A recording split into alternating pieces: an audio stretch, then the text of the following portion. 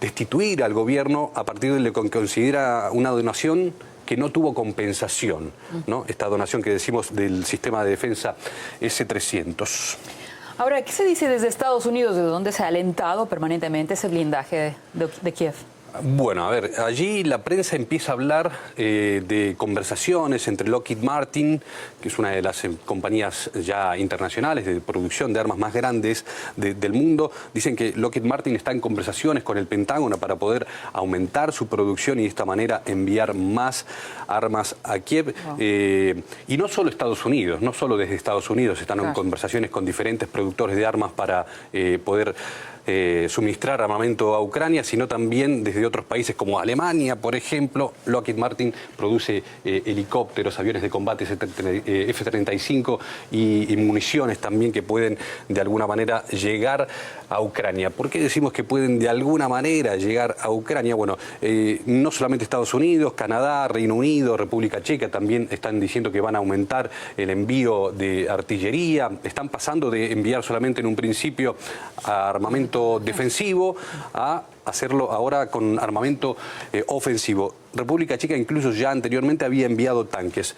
Pero bueno, la cuestión es que parece ser que no hay control sobre las armas que llegan a Kiev desde otros países.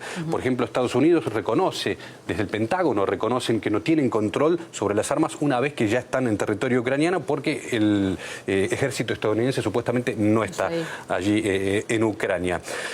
Esto obviamente es un problema y también ha generado la alerta en el gobierno ucraniano todo esto, como por ejemplo lo que dijo el ministro de Defensa ucraniano, quien advierte sobre las personas que puedan llegar a las diferentes embajadas con supuestas credenciales de autorización para poder generar este negocio.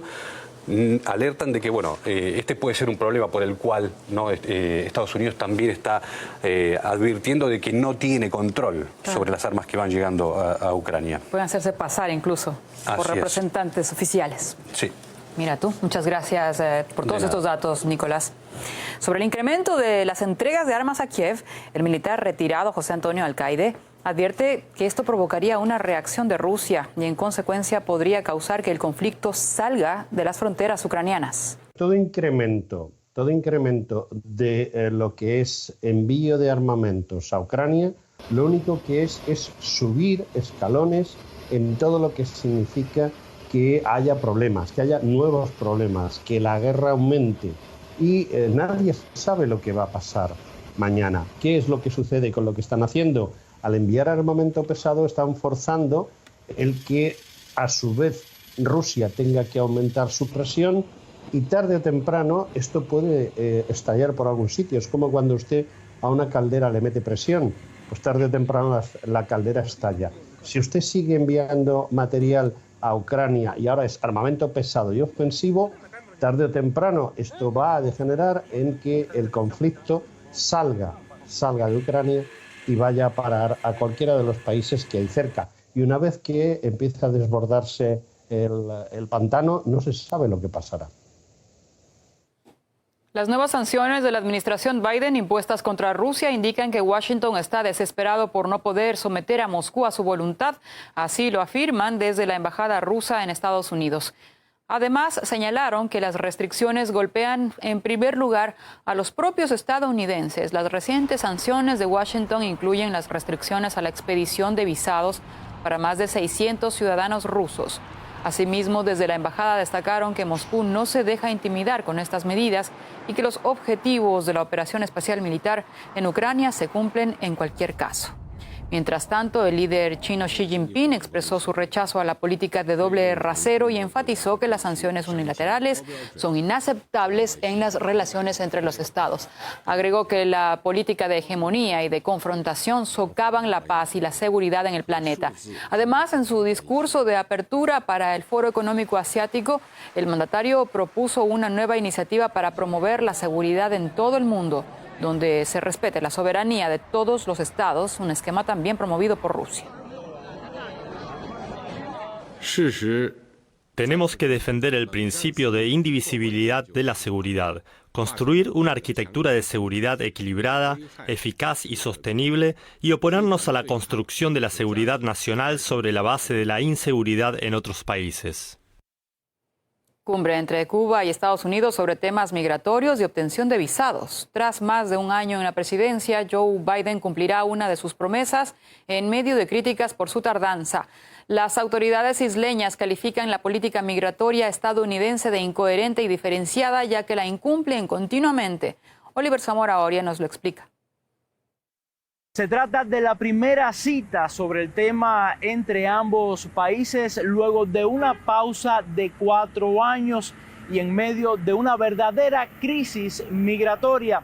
Por solo citar algunas cifras, en los últimos 6 meses, casi 80,000 cubanos han sido detenidos en la frontera sur de Estados Unidos y más de 1,200 han sido interceptados en el mar en embarcaciones que ofrecen un verdadero peligro para la vida. Entre las causas, por un lado está la situación económica que vive la isla y por otro algo sobre lo que Cuba llama la atención y es la decisión de Estados Unidos de cerrar el consulado en La Habana que obliga a los cubanos a ir a un tercer país para solicitar una visa que muchas veces no se otorga y que ha obligado también a muchos que desean reunificarse con su familia en Estados Unidos optar por vías irregulares y también muy relacionado con esto la decisión de Estados Unidos de no cumplir las 20,000 visas anuales pactadas en acuerdos migratorios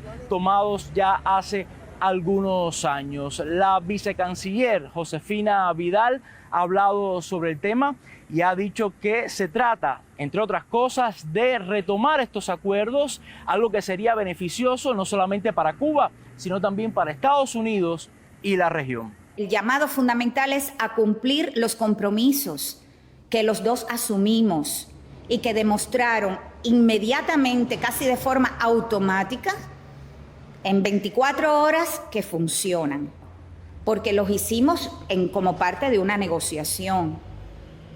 Y finalmente acordamos que esa era la manera y el esquema y la forma en que se podía resolver el tema de la emigración irregular. La funcionaria también ha dicho que Estados Unidos implementa una política discriminatoria con Cuba, mientras con otros países habla de implementar programas para el desarrollo económico, para la creación de empleos, incluso para fortalecer los sistemas de educación y salud. A Cuba o con Cuba se implementa una política de mayor presión económica y de más bloqueo y ha también señalado la importancia que Cuba le da a estas reuniones. Para Cuba estas conversaciones son importantes, siempre lo han sido. De hecho, Cuba nunca ha sido el país que las ha suspendido.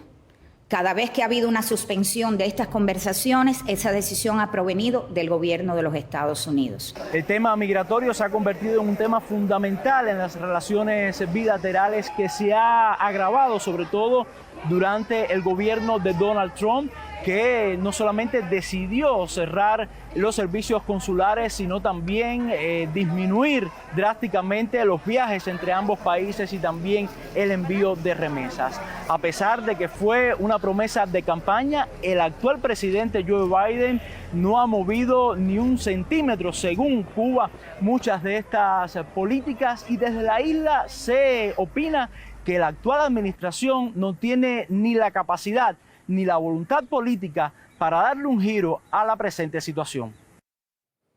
Un tribunal de La Haya determinó que Colombia violó los derechos soberanos de Nicaragua en el Mar Caribe al interferir en las actividades de pesca e investigación científica del país en su zona económica exclusiva.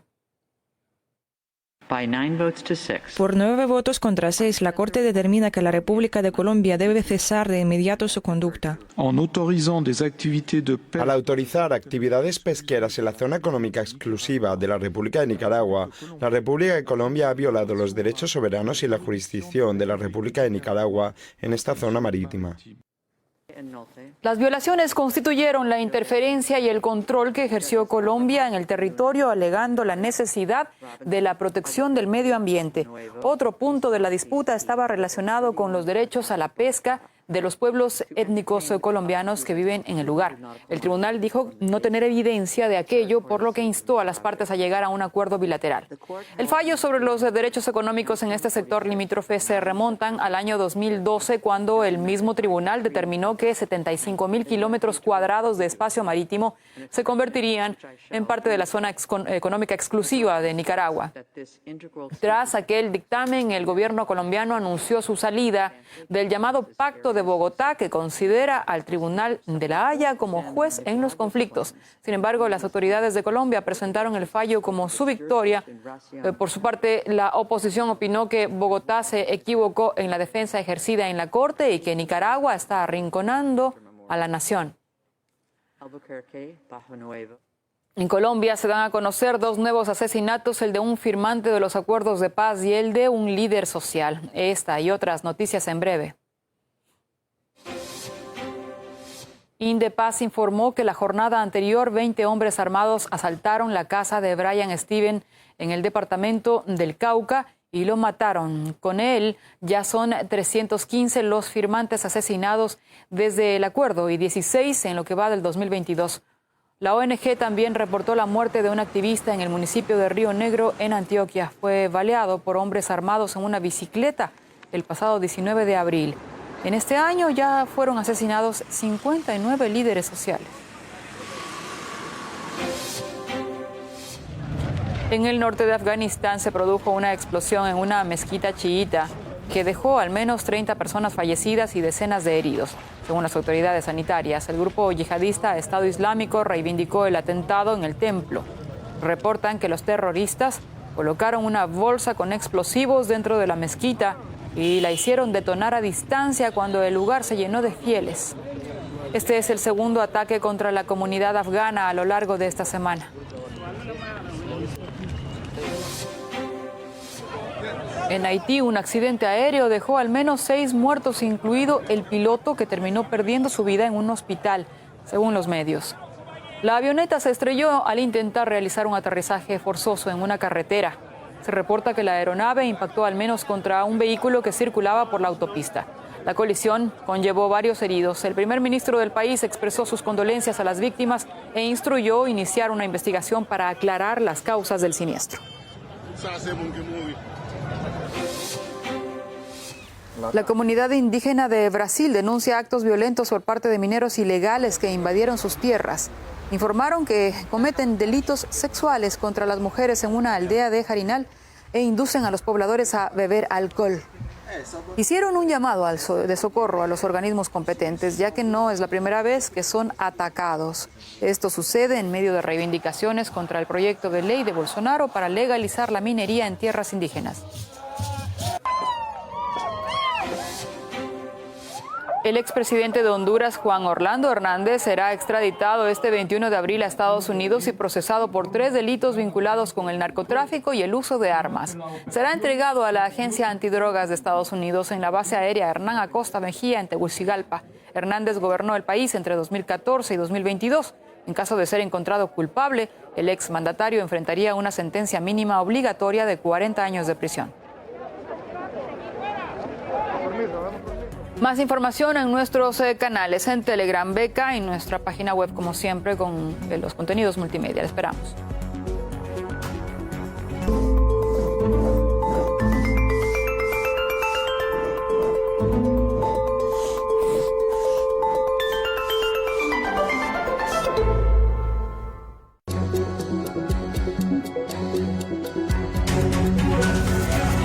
Le contamos lo más destacado.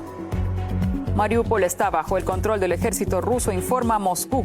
Las tropas mantienen cercados a 2.000 nacionalistas ucranianos y mercenarios extranjeros en Azovstal a la espera de su rendición. Vladimir Putin ordenó detener el asalto a la fábrica por considerarlo poco razonable. El presidente del gobierno español, Pedro Sánchez, visita Kiev y le ofrece a Zelensky la mayor entrega de arsenal bélico por parte del país ibérico a Ucrania. El giro de apoyo occidental en cuanto a armas ofensivas preocupa, mientras otras naciones retroceden en sus ofertas. Tiene lugar esta jornada en Washington un encuentro entre Estados Unidos y Cuba sobre migración. La isla resalta que las presiones económicas impiden la salida a la crisis de movilidad. Este jueves, la Corte Internacional de La Haya concedió un dictamen favorable a Nicaragua en un impasse de violación de derechos marítimos por parte de Colombia. Se trata de la orden de cumplimiento de un fallo que tenía ya 10 años de haber sido emitido. Enseguida, Red de Documentales.